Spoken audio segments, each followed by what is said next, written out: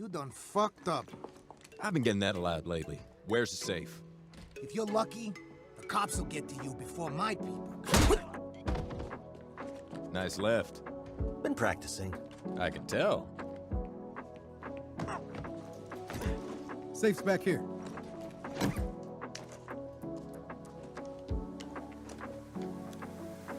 This guy had his password be a bunch of 5s.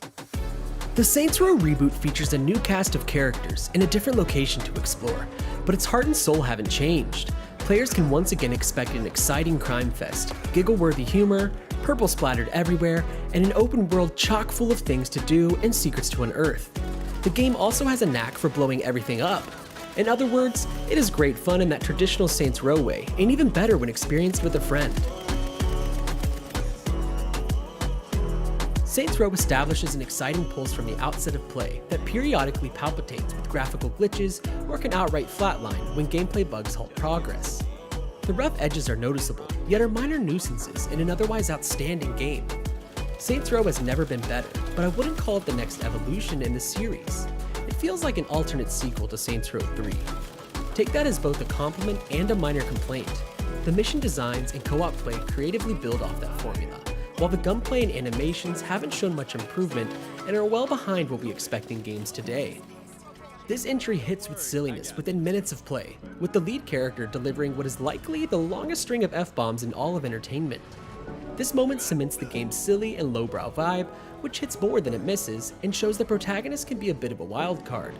The player designs this character, determining their sex, voice, facial features, and even the size of their genitalia. This lead is nicely pinned and blends seamlessly with a fantastic supporting cast that gives the game a legitimate team dynamic, both in the story and mission flow. Eli is the brains of the operation, and his love of LARPing rubs off on you. Nina's obsession with cars and art is contagious and represented in play.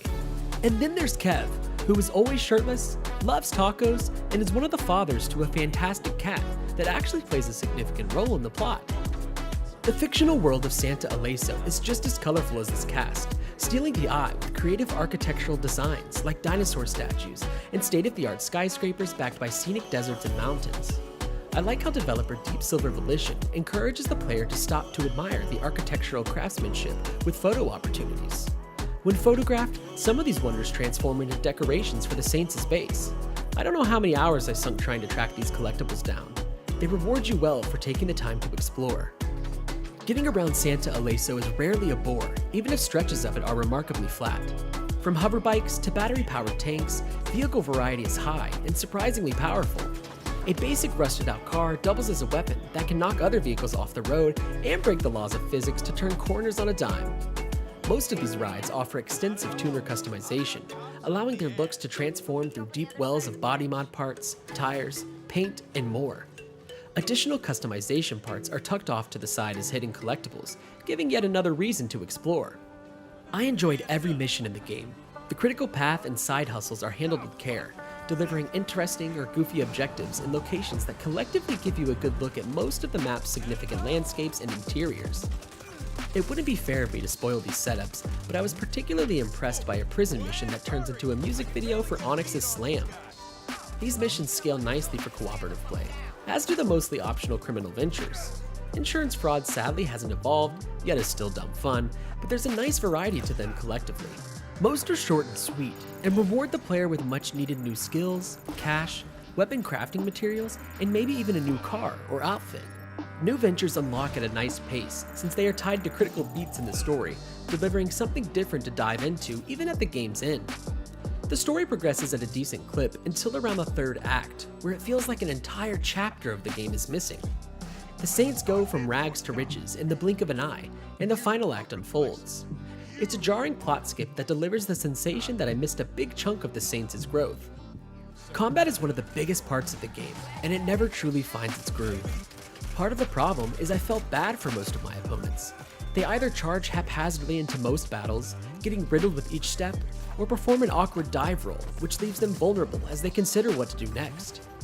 The selection of firearms also disappoints, both in feel and variety.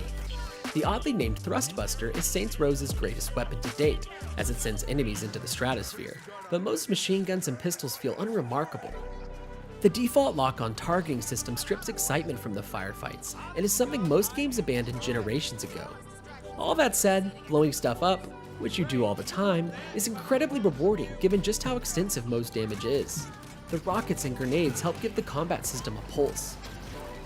In my 30 hours of play, I experienced several glitches, the most severe being my weapons no longer firing, but most were of the visual variety, like my character's head disappearing.